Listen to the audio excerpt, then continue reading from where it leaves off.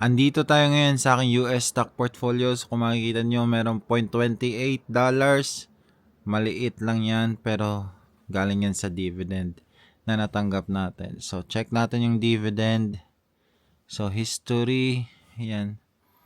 So, ayan yung nagbigay ng dividend sa atin. LTC Properties, 0.09.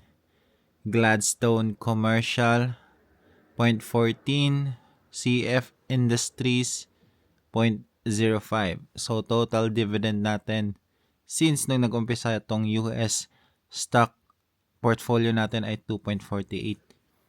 So, ayan yung mga nagbigay ng dividends since nung start tayo nung March. Meta, 0.04. Coca-Cola, 0.10. JP Morgan, 0.55.